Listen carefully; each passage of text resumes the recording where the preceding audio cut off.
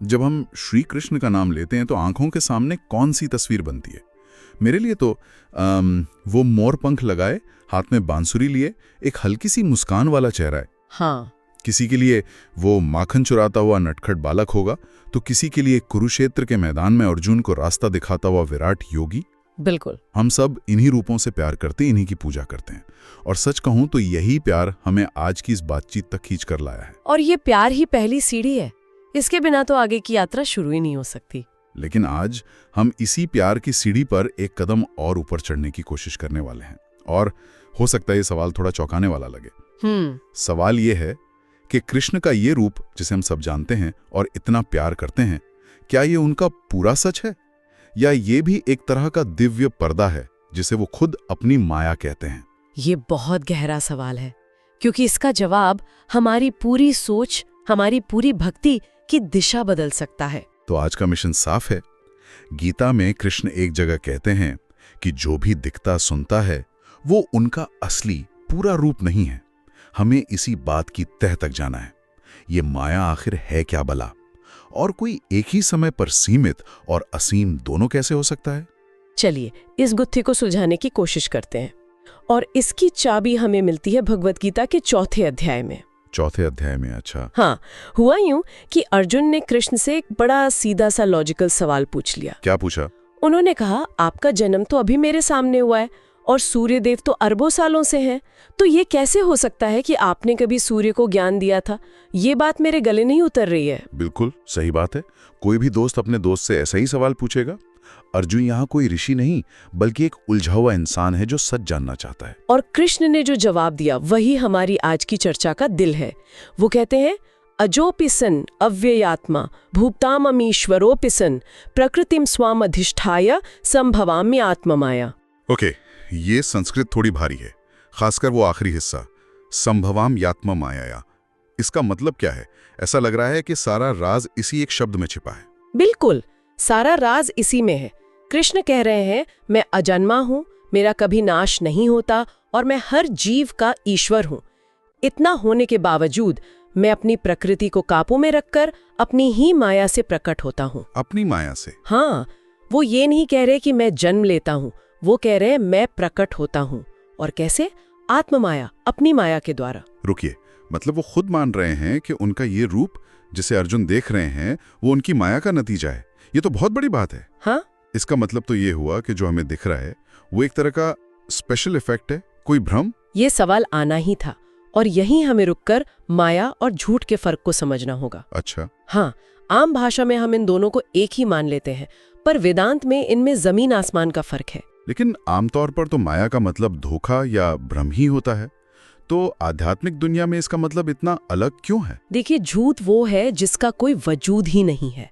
जैसे मैं कहूँ खरगोश के सींग, आप इसकी कल्पना कर सकते हैं, पर हकीकत में ये चीज होती ही नहीं है, इसका कोई आधार नहीं है, ये कोरा झूठ है। ठीक है, जो चीज है ही नहीं, समझ गया। हाँ, पर माया झूठ नहीं है। माया वो है जो हमें दिखाई देती है, जिसका हम अनुभव करते हैं, जो हमारे लिए इस दुनिया के लेवल पर 100% सच है। लेकिन वो परम सच नहीं है, वो अंतिम और एकमात्र सच नहीं है। ईमानदारी से कहूं तो ये मेरे सिर के ऊपर से जा रहा है। सच है पर परम सच नहीं है, ये तो सुनने में गोलमोल जवाब लगता है। इसे समझने का कोई आसान तरीका है? बिल्कुल है। जैसे? क्या इसे हम समुद्र और लहर के उदाहरण से समझ सकते हैं? हाँ, ये सबसे अच्छा उदाहरण है। मान लीजिए हम समंदर किनारे खड़े हैं, हमें लहरें दिख रही हैं। क्या कोई लहर झूठ है? नहीं, उसका अपना एक आकार है, एक रूप है, एक आवाज है। हम उसके पानी को महसूस कर सकते हैं, तो हमारे अनुभव के लिए वो लहर पूरी तरह असली है। बिल्कुल सही जा रहे हैं आप। लेकिन अगर कोई एक लहर को पकड़कर जिद करने लगे कि बस यही पूरा समुद्र है और इस लहर के अलावा समुद्र कहीं और है ही नहीं, तो ये उसकी नासमझी है, उसका अज्ञान है। वो लहर समुद्र से ही बनी है, समुद्र का ही हिस्सा है, पर वो पूरा का पूरा समुद्र तो नहीं है ना। आपने बिल्कुल सही नब्ज पकड़ी है। अब इसी उदाहरण को कृष्ण पर लागू कीजिए। ओके। द्वापर युग में कृष्ण का वो सगुण रूप जिसने इतनी लीलाएं की, वो उस अनंत चेतना के महासागर की एक दिव्य लहर जैसा था। एक दिव्य लहर? हाँ, वो लहर झूठ नहीं थी, वो एक ऐतिहासिक घटना थी, एक लीला थी, उसका अपना वजूद था। लेकिन वो लहर उस अनंत सागर की बस एक छोटी सी झलक थी। वाओ, इस तरह से सोचने पर तो सब कुछ बदल जाता है। बिल्कुल। इसका मतलब तो ये हुआ कि हम जिससे पूज रहे हैं वो सिर्फ एक झलक है, पूरी तस्वीर नहीं। ये सोचना ही अपने आप में कितना बड़ा बदलाव है। ठीक यही बात है। कृष्ण उस लहर तक सीमित नहीं है, वो उस शरीर में थे पर उसमें कैद नहीं थे। ये सबसे जरूरी बात है। अच्छा। इसीलिए तो वो अर्जुन के सामने खड़े होकर भी ये कह सकते थे कि इस सृष्टि का कण कण मैं ही हूँ। सोचिए, वो उसी पल अर्जुन के सामने भी थे और अर्जुन के भीतर भी। वो हस्तिनापुर में बैठे दूत के साथ भी थे और उसी पल द्वारका में अपनी रानियों के साथ भी। उनका होना किसी एक जगह या एक शरीर तक बंधा हुआ नहीं था। ये समुद्र और लहर वाली बात से मेरे दिमाग में एक और चीज आ रही है। बताइए। हम हमेशा कहते हैं ना कि कृष्ण विष्णु के अवतार हैं। हाँ बिल्कुल। तो ये जो शब्द है विष्णु, जी, क्या इसके अपने मतलब में ही कोई इशारा है इस असीमित होने का? बहुत अच्छा सवाल है। विष्णु शब्द की परिभाषा ही इस पूरी पहेली को खोल कर रख देती है। कैसे? संस्कृत में एक सूत्र है, वे वष्ठी व्याप्नोति इति विष्णु। वे वष्ठी व्याप्नोतीत इति विष्णु। इसका क्या मतलब हुआ? इसका सीधा सा मतलब है जो कण कण में, हर अणु में व्याप्त है, जो सब जगह फैला हुआ है, वही विष्णु है। जो हर जगह मौजूद है। हाँ, जिसके लिए कोई जगह खाली नहीं है, वही विष्णु है। तो फिर यहाँ एक सीधी सी दिमागी उलझन खड़ी हो जाती है। क्या? अगर विष्णु का मतलब ही है जो हर जगह है, तो वो एक 3.5 हाथ के शरीर में कैद कैसे हो सकता है? ये तो एक कॉन्ट्रडिक्शन है, विरोधाभास है। और यही माया का खेल है। देखिए, शरीर की एक सीमा होती है। एक शरीर एक वक्त में एक ही जगह हो सकता है ना? हाँ। अगर कृष्ण सिर्फ एक शरीर होते तो जब वो मथुरा में होते तो गोकुल उनके लिए एक याद बन जाता। जब वो द्वारका चले गए तो मथुरा पीछे छूट जाता। पर कृष्ण का तत्व, उनका असली स्वरूप, वो समय और स्थान से परे है। वो लिमिटलेस है। तो फिर उस रूप का, उस शरीर का क्या मकसद था जिसे हम पूछते हैं? वो रूप हमारी भक्ति के लिए एक केंद्र है, एक फोकल पॉइंट। हाँ, हमारे चंचल मन को टिकाने के लिए, हमारे प्यार को एक चेहरा देने के लिए, हमारी इन आंखों की प्यास बुझाने के लिए।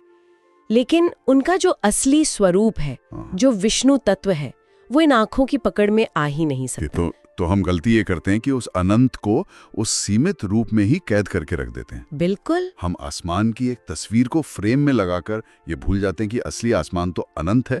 शायद ईश्वर के साथ भी हम यही करते हैं। हाँ, और कृष्ण के अपने ही शब्दों के अनुसार इसी भूल का नाम माया है। अनंत को सीमित मान लेना, लहर को ही पूरा समुद्र समझ लेना। ठीक है, तो मेरा दिमाग थोड़ा घूम रहा है, लेकिन मुझे लग रहा है कि बात पकड़ में आ रही है। बिल्कुल। जो रूप हमें दिखता है वो असली है, पर वो परम या अंतिम सच नहीं है। हाँ। वो उस अनंत चेतना के महासागर की एक लहर है जिसे कृष्ण खुद अपनी माया कहते हैं। बिल्कुल। लेकिन इस पूरी समझ से एक और भी मुश्किल सवाल खड़ा हो रहा है। पूछिए। अगर जो आंखों से दिखता है वो रूप माया का एक स्तर है, जी, तो फिर उन आध्यात्मिक अनुभवों का क्या, जो ध्यान में या गहरी भक्ति में होते हैं? अच्छा, बहुत अच्छा सवाल है। कई साधक कहते हैं कि उन्हें ध्यान में दिव्य रोशनी दिखी या उन्हें अपने इष्ट देव, मान लीजिए कृष्ण की एक झलक मिली। हाँ।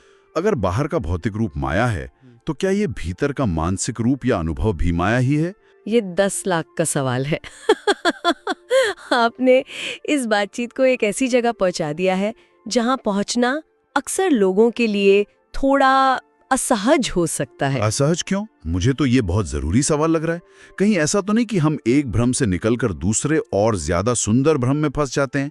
ये तो किसी भक्त के लिए बहुत निराशाजनक बात हो सकती है। निराशाजनक तब है जब हम अनुभव को ही मंजिल मान ले। वेदांत इसको नकारता नहीं है, वो इसे एक संदर्भ देता है। वो कहता है कि ये अनुभव बहुत कीमती हैं।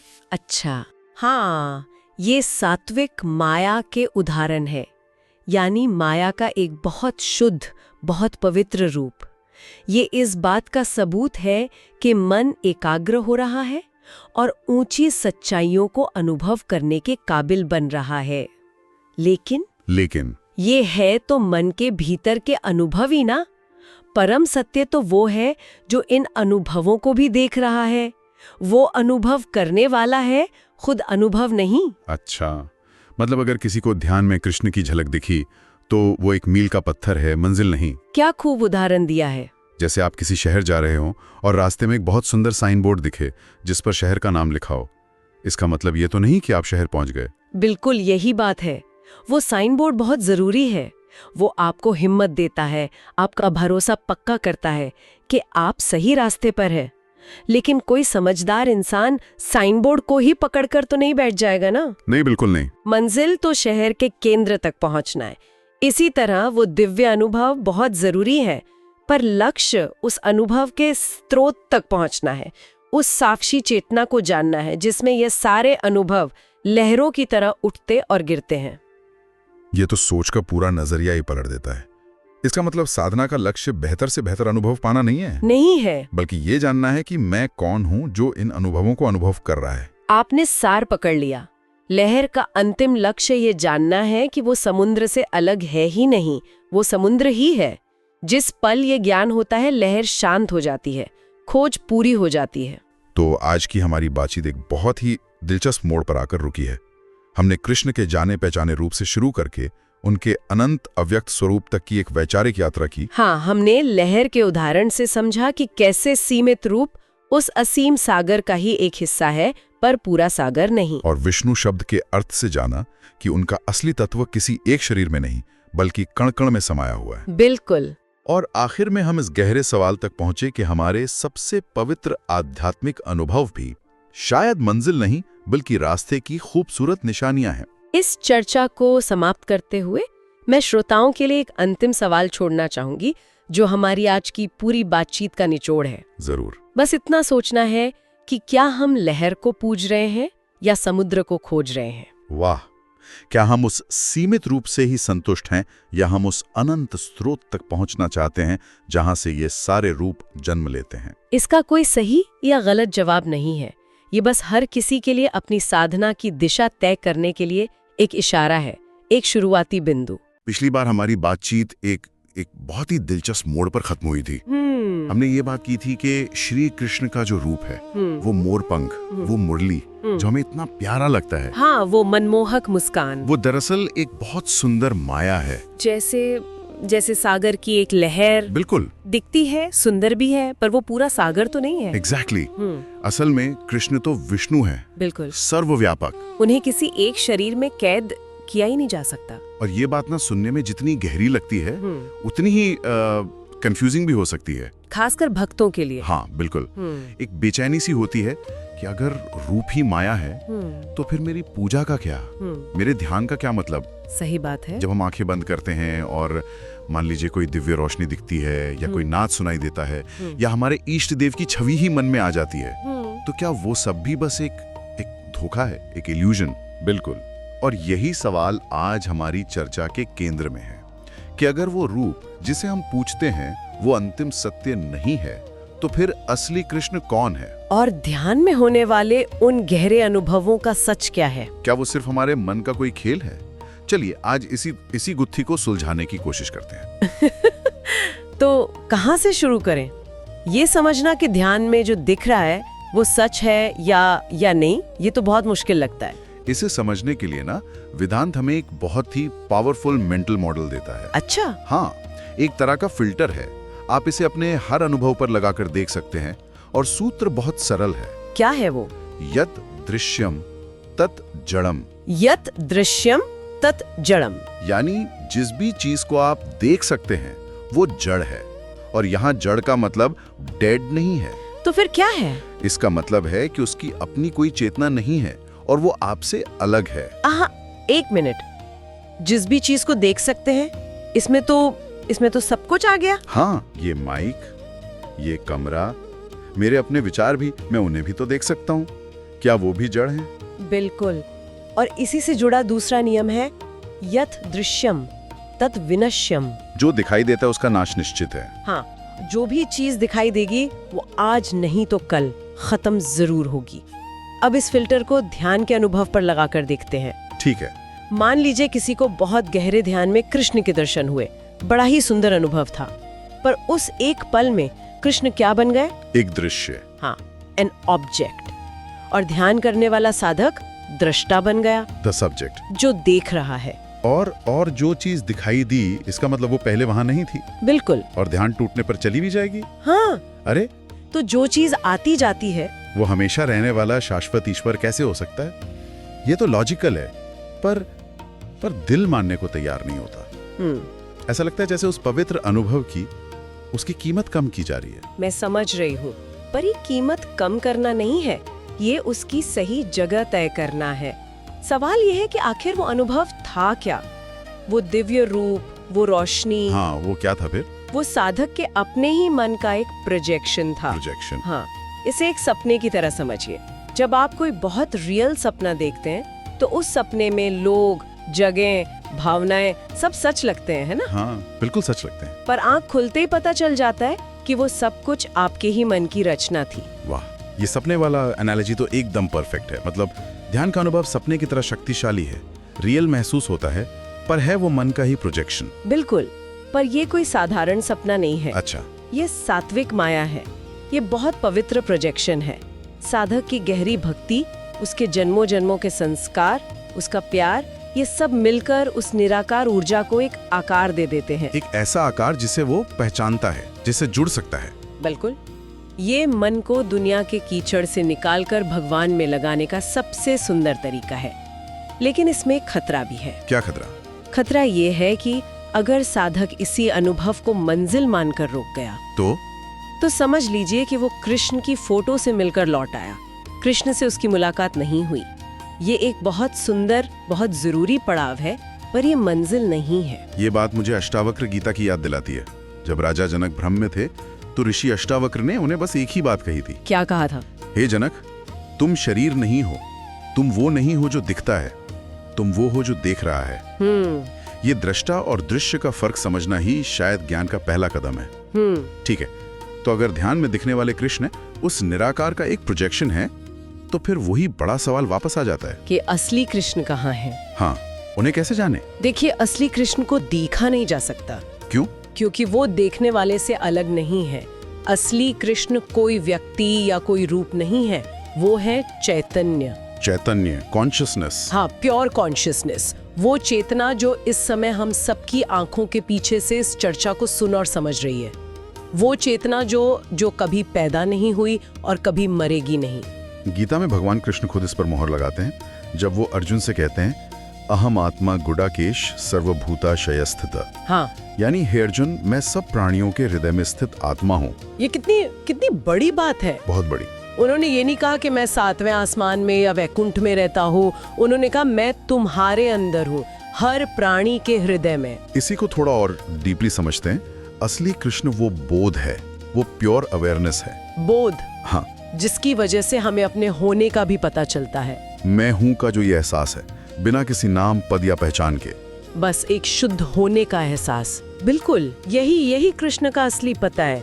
वो कोई दृश्य नहीं है, वो तो स्वयं दृष्टा है, द विटनेस, जो सब कुछ देख रहा है। अरे वाह, ये आंख वाला एनालॉजी तो कमाल का है। कौन सा? मतलब जैसे हमारी आंख वो पूरी दुनिया देख सकती है, पर खुद को नहीं देख सकते। सही बात है। खुद को देखने के लिए उसे एक आईने की जरूरत पड़ती है। वैसे ही हम कृष्ण को एक ऑब्जेक्ट की तरह नहीं देख सकते, क्योंकि वो तो सब्जेक्ट है। हाँ, वो तो देखने वाला सॉफ्टवेयर है, स्क्रीन पर देखने वाला इमेज नहीं। ये तो पूरा पर्सपेक्टिव ही बदल देता है। आपने बिल्कुल सही पकड़ा। इसीलिए उन्हें बाहर की दुनिया में या ध्यान के किसी अनुभव में खोजना, वो ऐसा है जैसे कोई अपनी आंखों को ढूंढने निकला हो। उन्हें कहीं खोजना नहीं है, बस अपने ही आत्म स्वरूप में उन्हें पहचानना है, अनुभव करना है।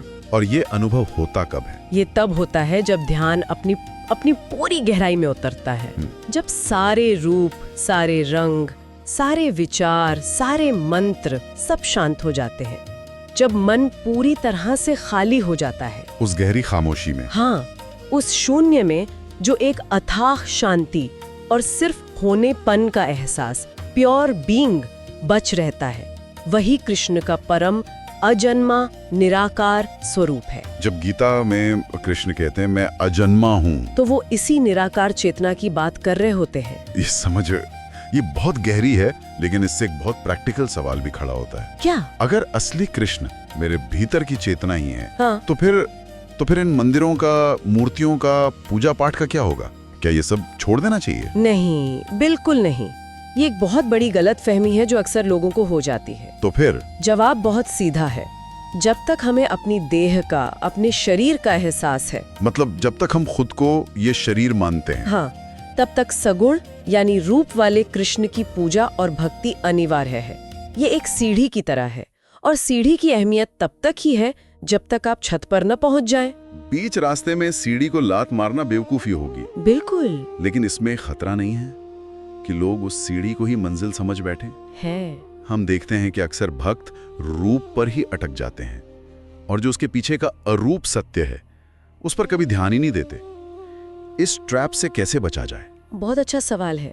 इसका तरीका ये नहीं है कि हम पूजा छोड़ दें, बल्कि पूजा को एक गहरी समझ के साथ करें। अच्छा। वो बाल गोपाल का रूप, वो मुरलीधर का रूप, वो हमारे चंचल मन को दुनिया से खींचकर भगवान में लगाने का सबसे पावरफुल मैग्नेट है। हमें उस रूप से जी भरकर प्यार करना चाहिए।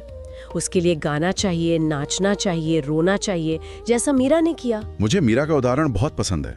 वो जब कृष्ण की मूर्ति के सामने नाचती थी तो वो कोई आंखें बंद करके किया जाने वाला ध्यान नहीं था। नहीं, वो तो प्योर लव इन मोशन था, एक उत्सव था। बिल्कुल। और जब मीरा उस नृत्य की गहराइयों में उतरती थी तो वहाँ मीरा नाम का कोई मैं बचता ही नहीं था। मैं नाच रही हूँ, ये भाव ही खत्म हो जाता था। हाँ, वहाँ नाचने वाली भी कृष्ण थी और जिसके लिए नाचा जा रहा था वो भी कृष्ण थे।